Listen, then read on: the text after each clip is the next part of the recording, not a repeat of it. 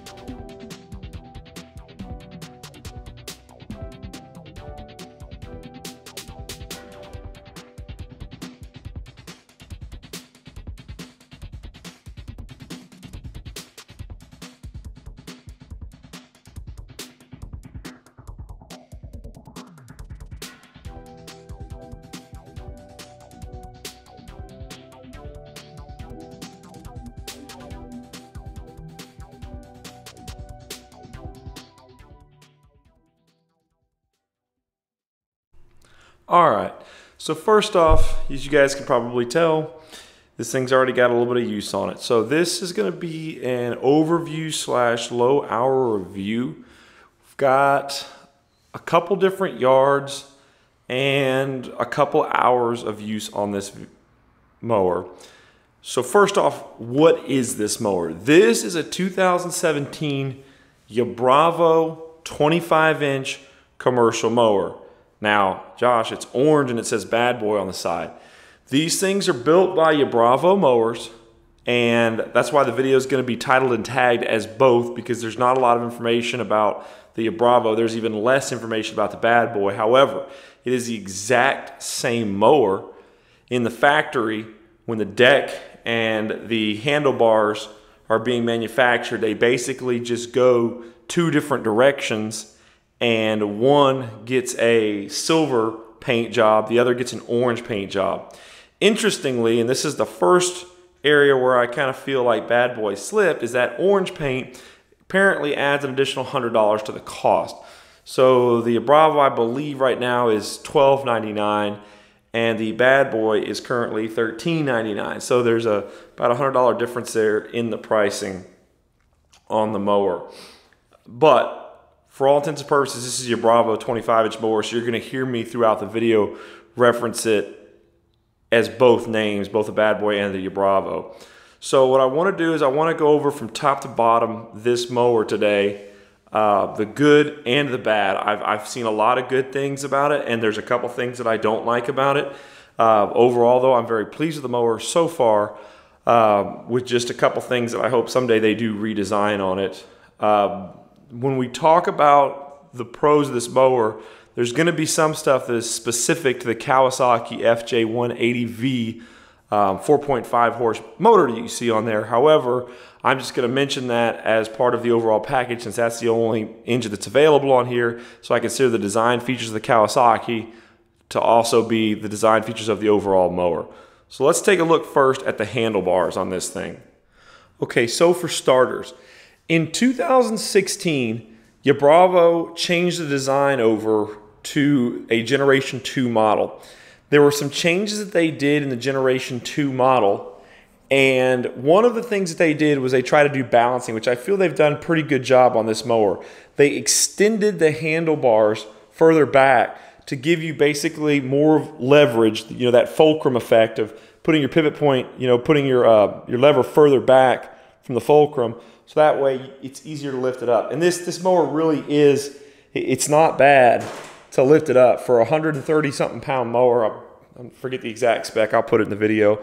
It's not a bad mower at all to sit there and pick up. You feel the heft of it, but it's not at all heavy because of this.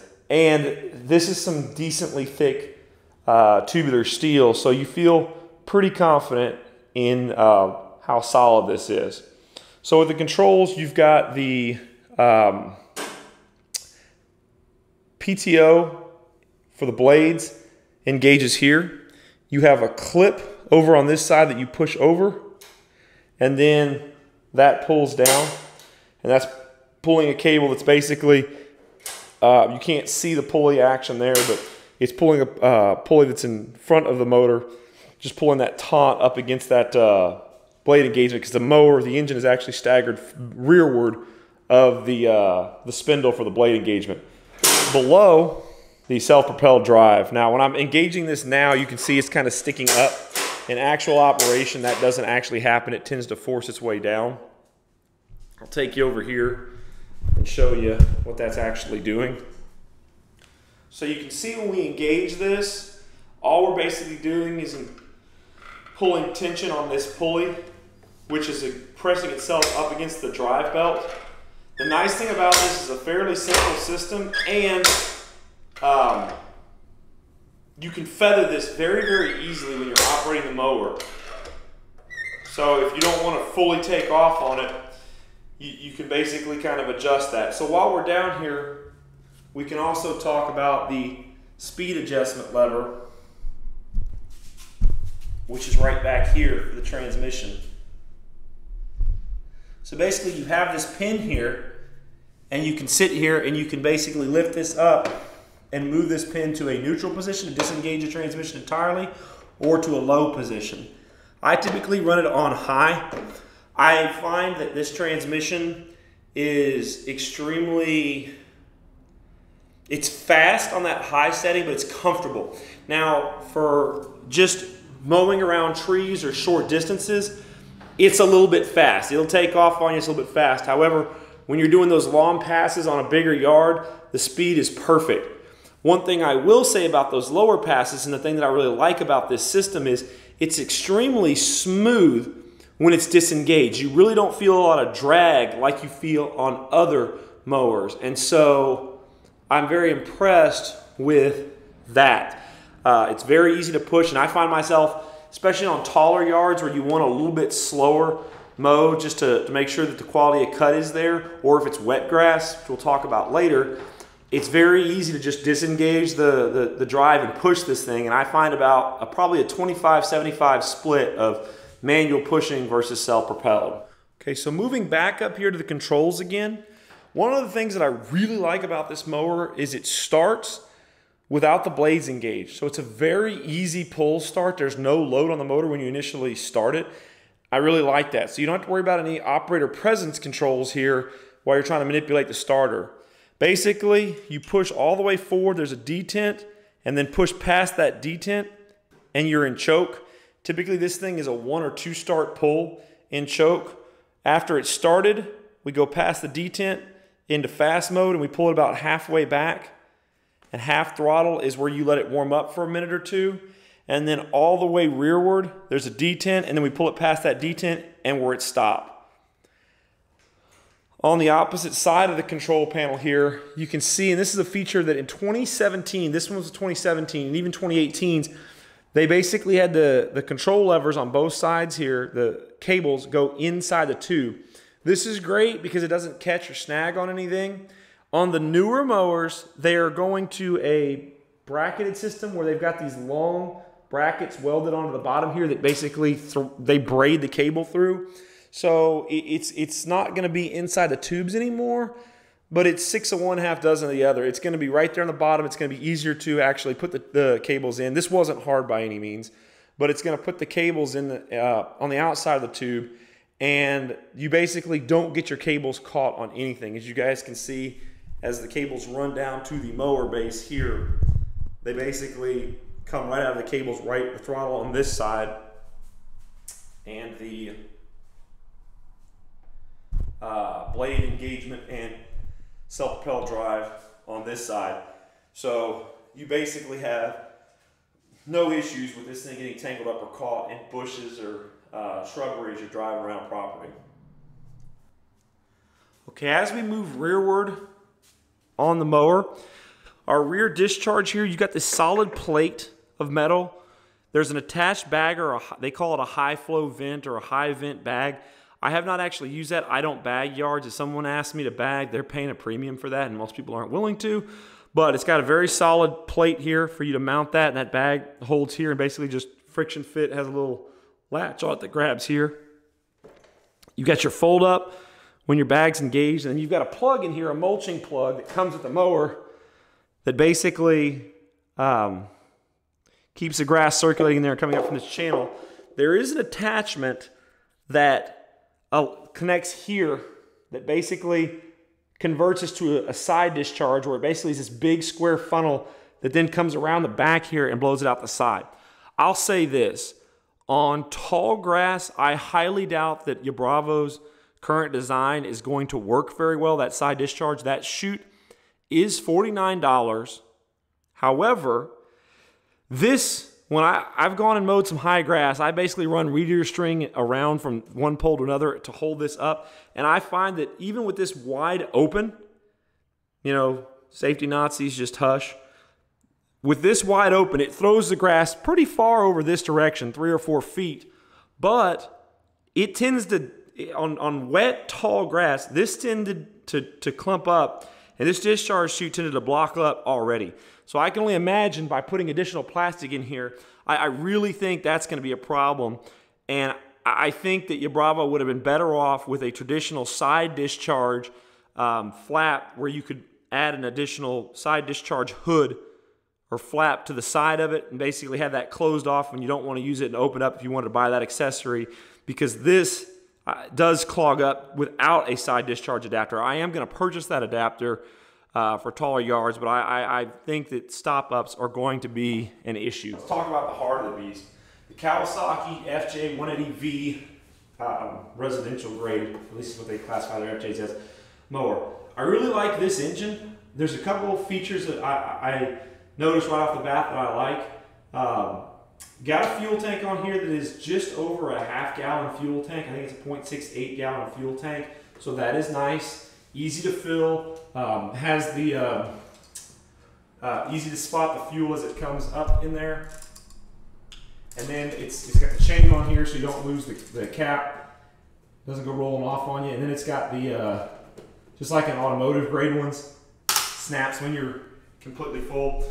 One of the things I like about the way that they built this Kawasaki is it's clear. Like even here, you've got very, very minor but still present cooling fins here. And of course, over here near the cylinder head underneath, it's difficult to see, but there are additional cooling fins here. So this engine has a lot of cooling on it. You kind of unique to these smaller mowers, you've actually got a full-size oil filter on here, easy to access and get to. It's kind of got a little bit of level, so it's very easy to wrap like a plastic bag around. That's why you're unscrewing it to prevent a lot of spillage. The one criticism here is this moves a lot more. I don't know if this is a composite or a metal material or a lightweight. It feels like it's a plastic, but there's not really any bracing once you come off where it mounts to the engine to the filter, and so this moves a lot, and so I feel like, man, this makes me nervous. It would be easy to replace this. This would just be 2 screws here to pop this thing off, and I'm assuming a gasket. But I really worry about torquing this, about snapping this connection. As you guys can see, there's just a little bit more movement there than I like. Extremely easy to access your throttle here if you have to do any adjustments to it. And as you can see, this makes it very, very easy. This is in full choke. And so if you have the shop put this together for you, then you don't have to worry about this. But in my case, you know, I had to put this thing together out of the box, as you guys saw. And so this tells you, okay, when you bottom out the throttle, this is your choke position. So it tells you, diagrams are black and white, a little bit kind of difficult to read, but nevertheless, it's easy to see what position you make your adjustments there. Easy release oil cap, or I'm sorry, air filter here. Basically, this thing vents, as you guys can see, hopefully, with the camera. I'll move it over here a little bit. Airflow comes in through the bottom, around the edges of this. So it's basically your airflow is coming in from the bottom, going into the filter, and then back down to your carburetor, which is directly below. Very, very easy to clean this thing out. You've got a pre-filter and an air filter, paper filter right below that. Of course, I say easy to clean out, and it's ridiculously hard for me to get my chubby little fingers around there. That just fits right in, and then basically just a very slight turn to turn that. So if you're wanting to do any carburetor work on this thing or carburetor removal, you've just got one bolt on either side of this air cleaner, and boom, your carburetor's disconnected. You've got your throttle linkages here, easy adjustment screws, easy access to this entire carburetor. So very, very easy to access your carburetor. And spark plug, also same. Very, very easy access to the spark plug. Let's see if I can get the camera moving around the dog behind here.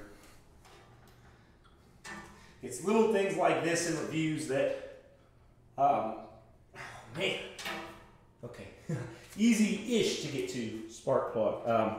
I cannot get that boot off right now, and I don't feel like messing with it, but on reviews, I like people to actually show this. So you can see your spark plug, fairly easy to get to right in here. You've got a really large muffler on this guy, so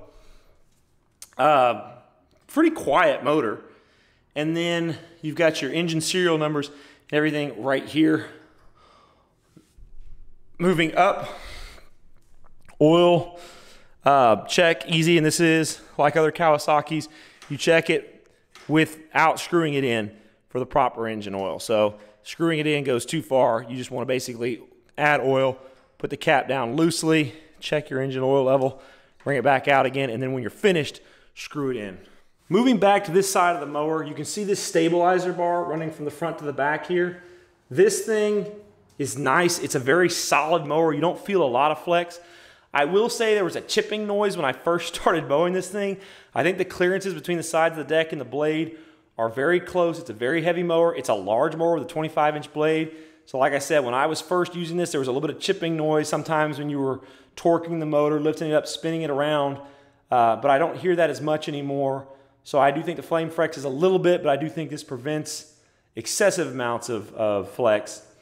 And it's a nice feature on there for something that weighs this much. I'd be worried, even though that's supposed to be a 14-gauge steel deck, I would still be worried about the flexibility of this mower being as heavy without something like that stabilizer bar. Which, while we're over here, we'll talk about the deck height controls. So these things are marked.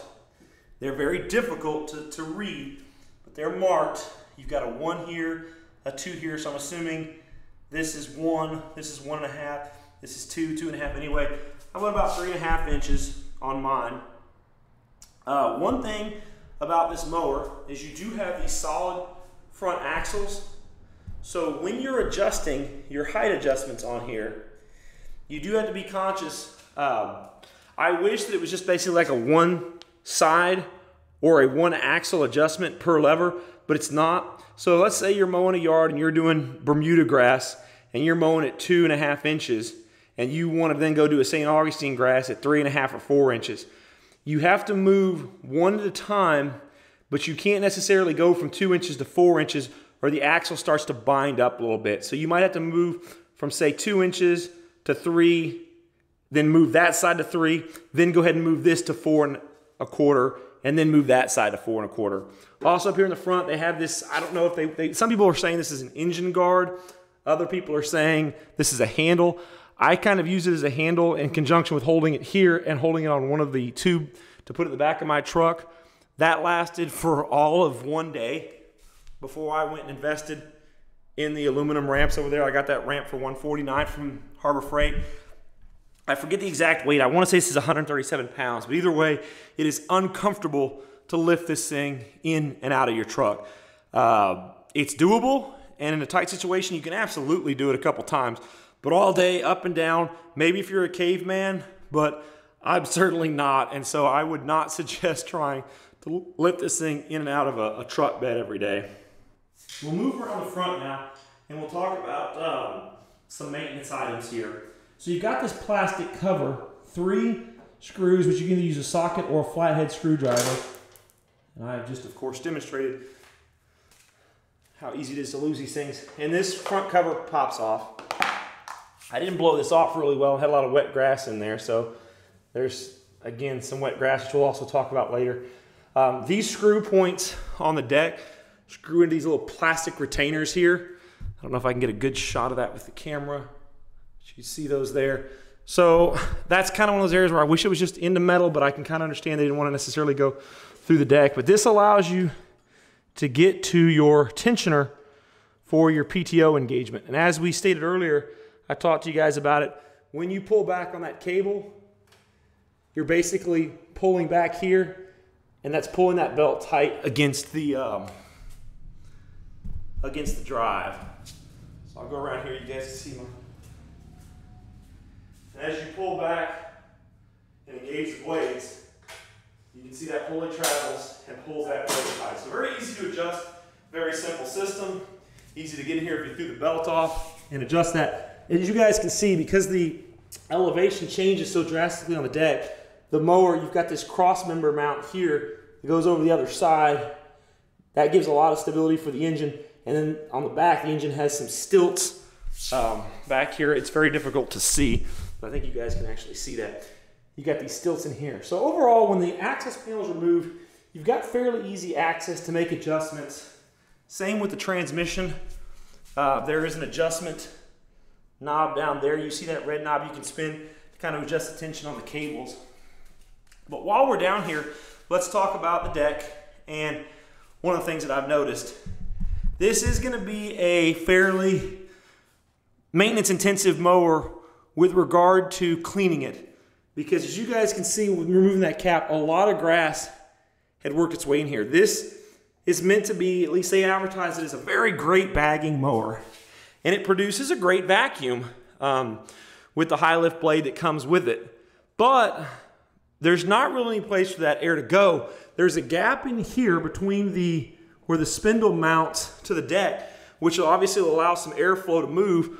But as you figure with most mowers, you want a mower that's sucking up that grass and then cutting it. Well, where is that airflow going? And in this case, a lot of it pushes past the spindle and up here, which sends a lot of grass packed into this area here and to this area here, where our transmission pulley and drive system is.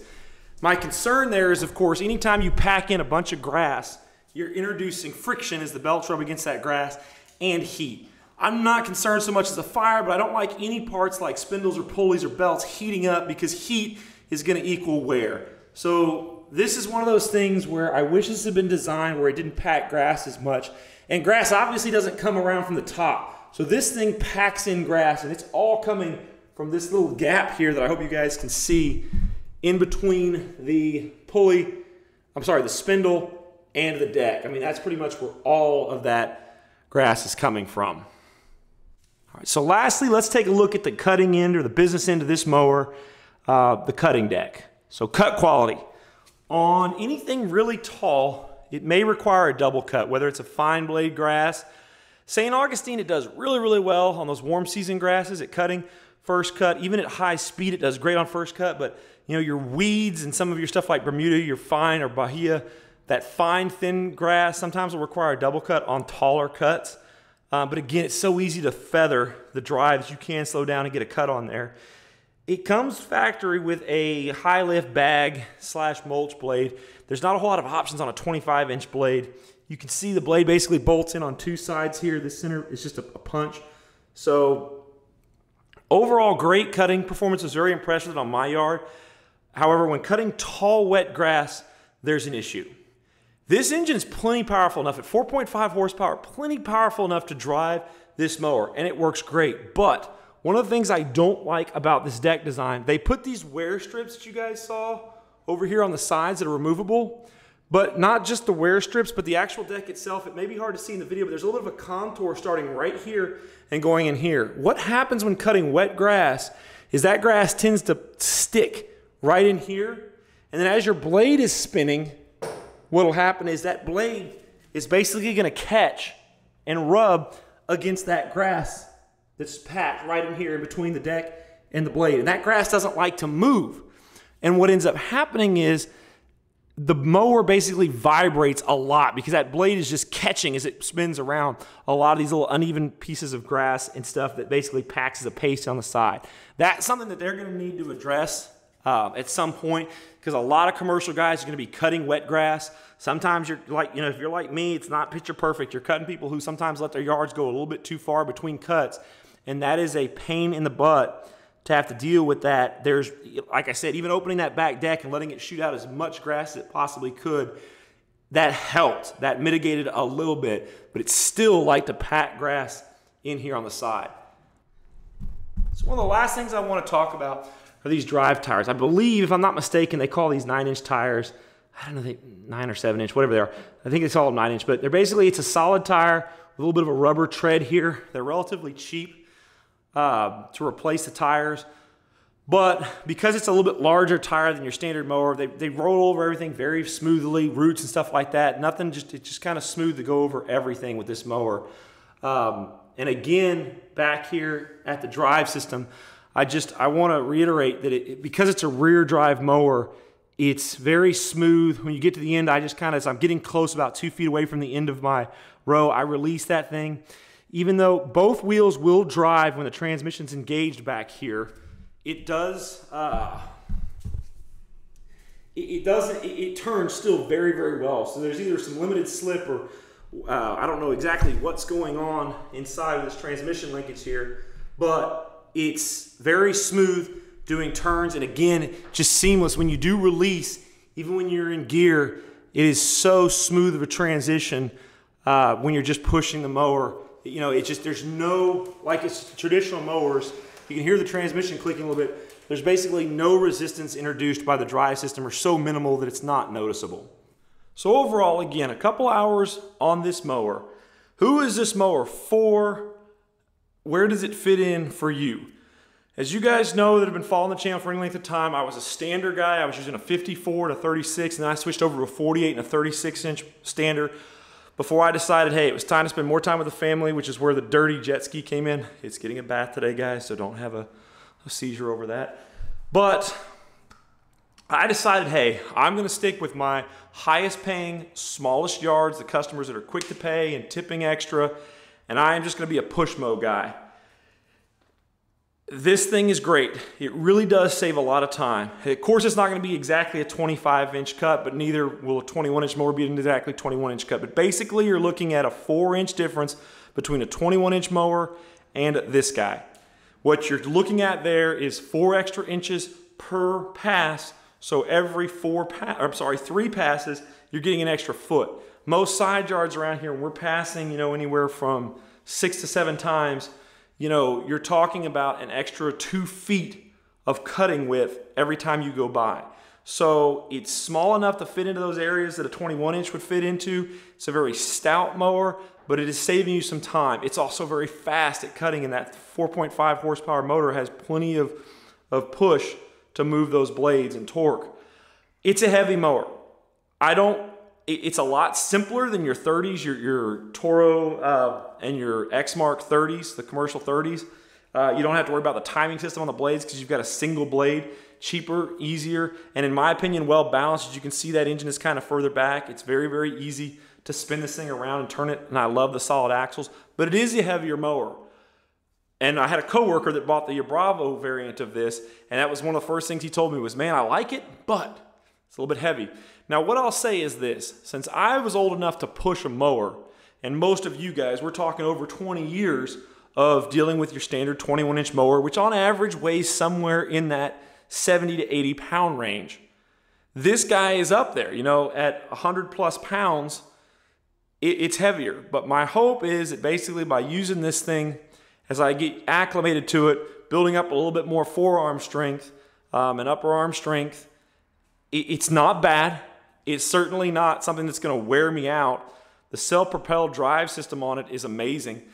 So that definitely helps. And I'm looking to get more of a workout with using this thing. But the weight overall, it's something you notice, but it's not, to me, I want to give it more time. Because to me, I'm saying, you know what, you 20 plus years, you're used to a 70, 80 pound mower. Give it a little bit more time. it's a lot easier to push a pin on a desk than it is to go logging, but those guys that do logging, while it's hard work, they're acclimated to that, whereas a pin pusher would die if you took them up on a hill, you know, in northwest United States to get them to log, because those guys are just physically using their bodies more. So I feel like with a little bit more time, this physically will be a lot easier mower to move. Replacement parts on this thing, Ybravo lists a chart with the replacement parts. I'll try and put that here on the video, but extremely cost-effective mower. When you're looking at this versus like a commercial 30, it doesn't take long at all on the internet to find all kinds of complaints about transmission issues and even drive belt issues and pulley system issues on your commercial 30s. Whereas this, there's none of that on there. Again, this is just, I wanted this to be a very brief overview, early hour. It's almost time to change the oil filter. I need to order one of those on Amazon. I think they run about $9 a piece. I think it was like 17 bucks to order 2 from Prime. And so once I get the oil changed in this, I'll do some time-lapse videos with it. And then as we push forward, I'll try and update you guys on more long-term, how it's holding up and what I'm finding. Once I get that side discharge chute, I also want to mow with that a little bit and then also give some additional updates. So look for that moving forward. I hope you guys found this useful. If you have any questions, especially if there's anything in detail that I did not discuss here, I'll be more than happy to shoot another video. If it doesn't warrant just answering in the comments, then I don't mind shooting another video, giving you guys up close. I hope that this video was enough for you guys to kind of get a little bit more informed if you guys are deciding to purchase one of these, because it's hard to find them. The Ybravo network is not very extensive. The Badboy network, I bought this in Brenham, Texas from Washington County Tractor. The guys there were amazing, but it's even harder to find this variant of it. I bought the Badboy variant because there is a local dealer that'll service these things, but the Ybravo dealer that I've got is about 30 minutes south of me, so I wanted the one that's 5 minutes south of me. But yeah, overall, impressed with the mower so far. The only issue I've had is the way that deck holds wet grass clippings a little bit. Other than that, stellar performance. Have really enjoyed it. And again, if you guys have any questions or want to see anything up close that I didn't cover well, let me know, and we'll see you guys around soon.